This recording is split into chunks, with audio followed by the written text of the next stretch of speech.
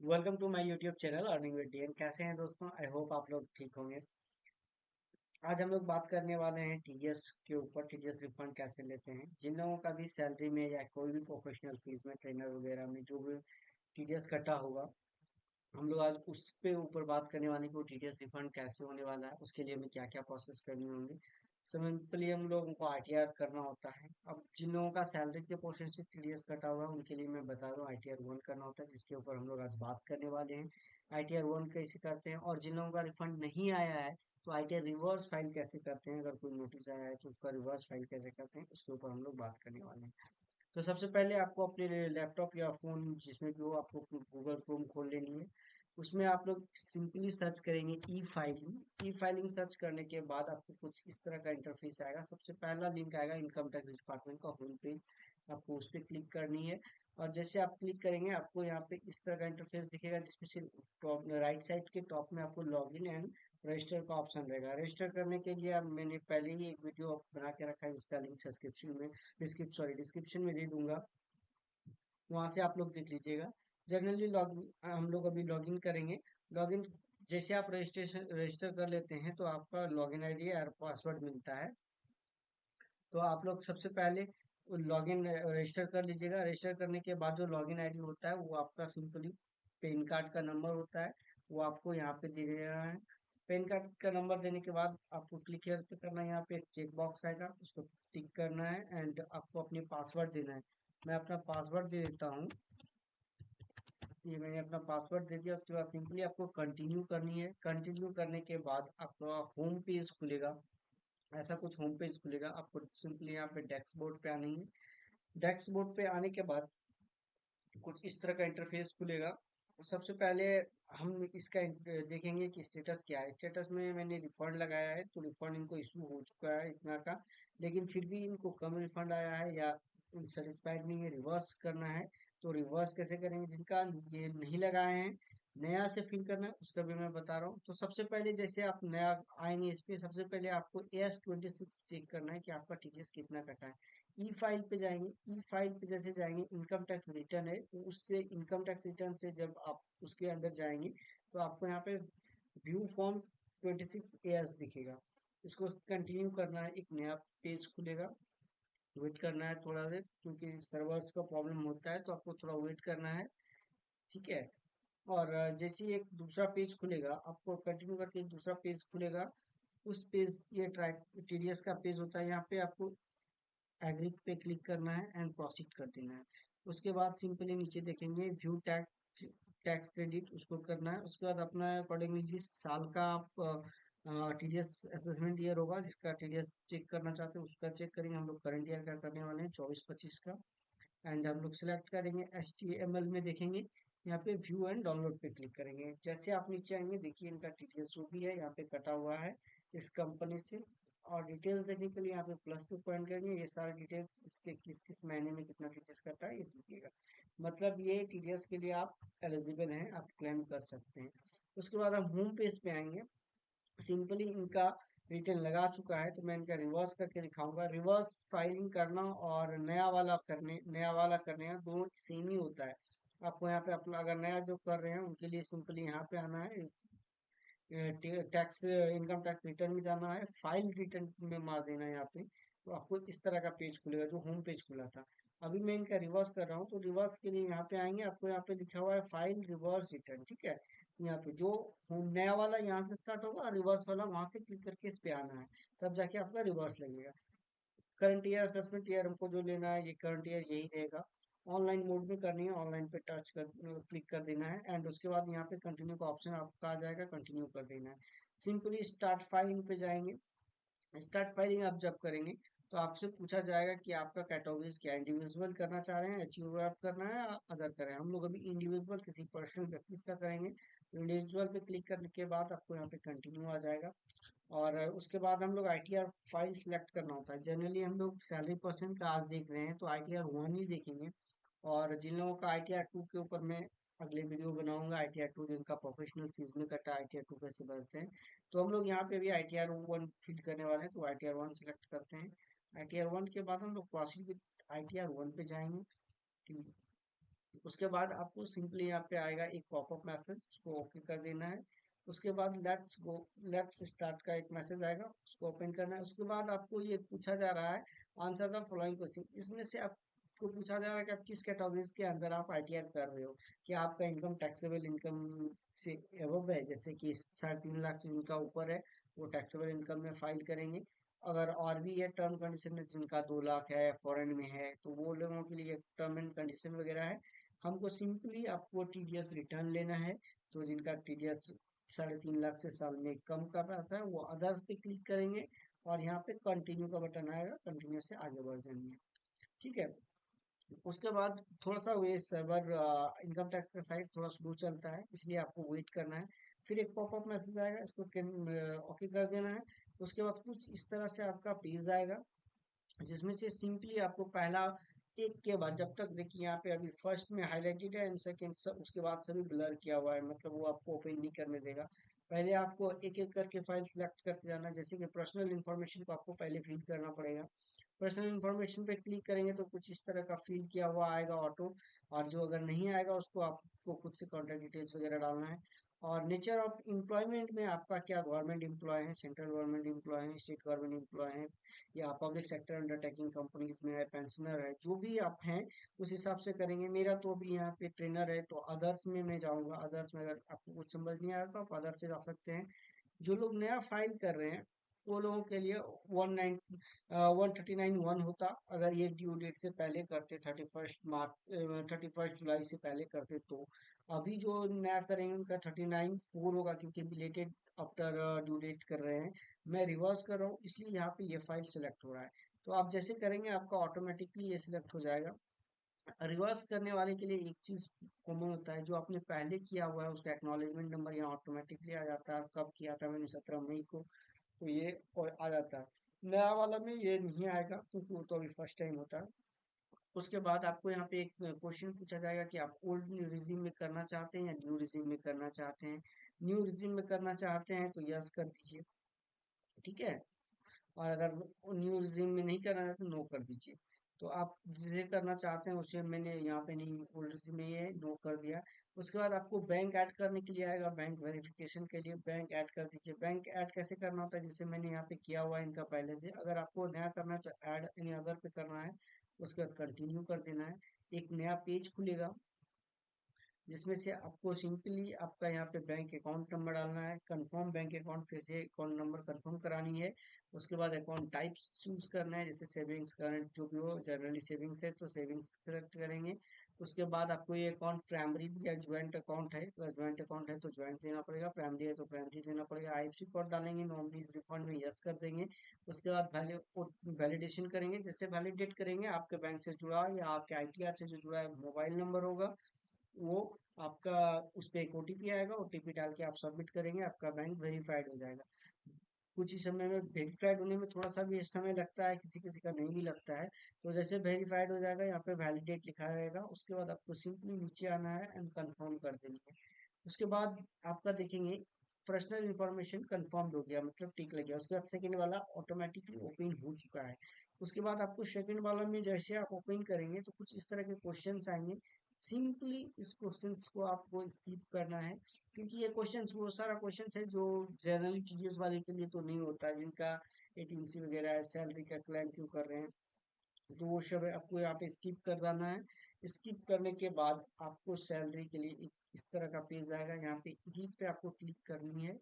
और आपकी जो ग्रॉस सैलरी है वो आपको यहाँ पे देना होगा। आपका जो सैलरी है, जैसे कि मैंने इनका सैलरी दे दिया 2.5 लाख रुपया। 2.5 लाख रुपया इनका सालाना, मतलब मंथली नहीं, ईयरली इनका एनुअल दिखाना है। ये दिखा दिया। उसके बाद अगर ये अदर कैटेगरीज वगैरह है इसको डिलीट कर दिए बाय डिफॉल्ट जो आ रही है। अलाउंसेस वगैरह मुझे कुछ नहीं चाहिए, तो ये सब नहीं दिखाना है। और 50,000 का स्टैंडर्ड डिडक्शन मिलता है अंडर सेक्शन 16A में। तो घट के हमारा 2 लाख का टोटल इनका सैलरी, जो टैक्सेबल सैलरी वो हो।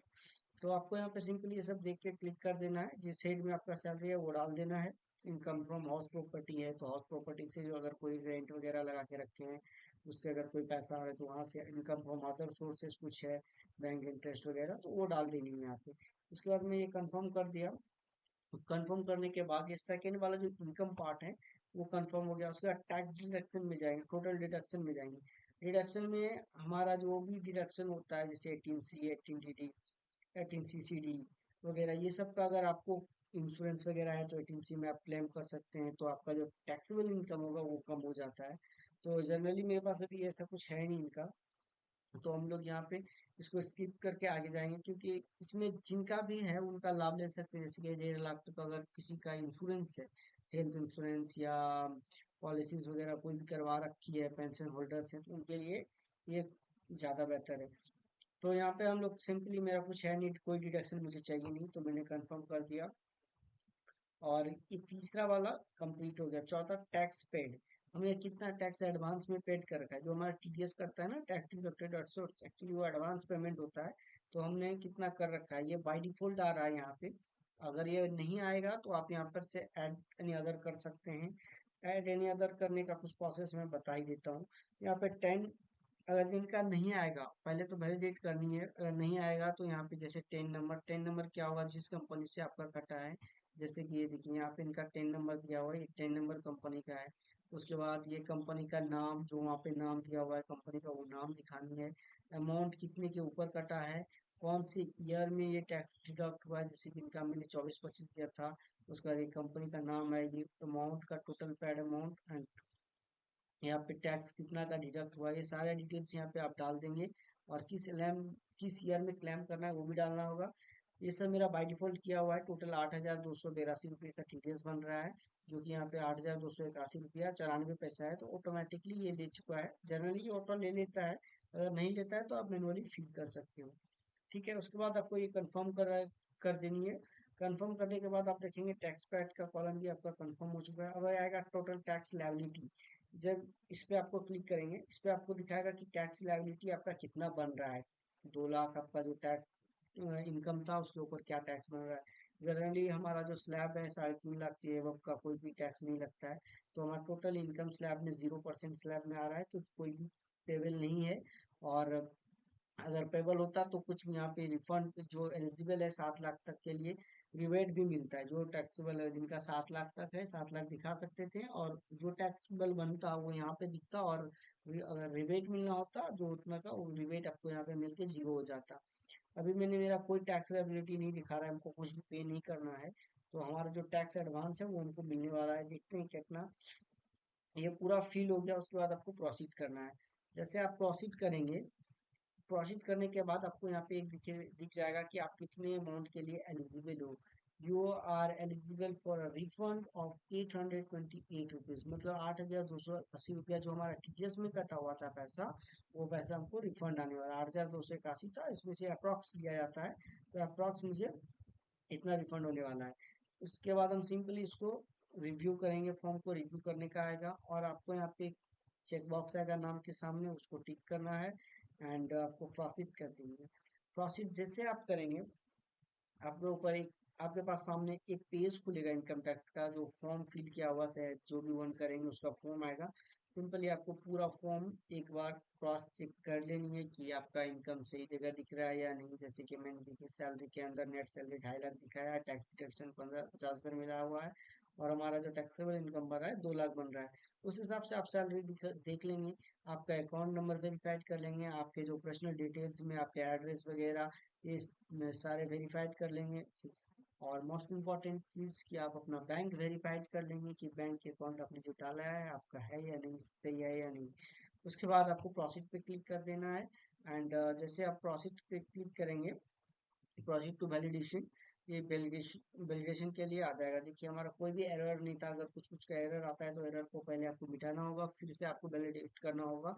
तो यहाँ पे मेरा वैलिडेशन का सक्सेसफुली हो गया, एंड प्रोसीड टू वेरिफिकेशन। अब हमको वेरिफिकेशन के लिए करना होगा। वेरिफिकेशन करने के बहुत सारे मोड है। इसमें से इनकम टैक्स डिपार्टमेंट ने हमें वेरिफिकेशन के लिए बहुत सारे मोड दे रखा है। जैसे कि ई वेरीफाई नाउ या वेरीफाई लेटर।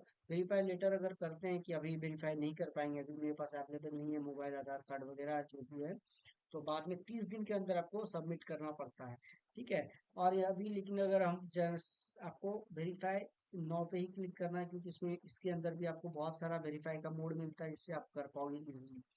तो पहला हमारा जो है कि Aadhaar OTP OTP with Aadhaar registered mobile number, जो लिंक है आपका इस आधार में, जो आधार आपने दे रखा है, उस आधार पे जो ओटीपी आएगा उससे आप वेरीफाइड कर सकते हो। सिंपली यहाँ पे क्लिक करेंगे। क्लिक करने के बाद आपको यहाँ पे कंटिन्यू करना है।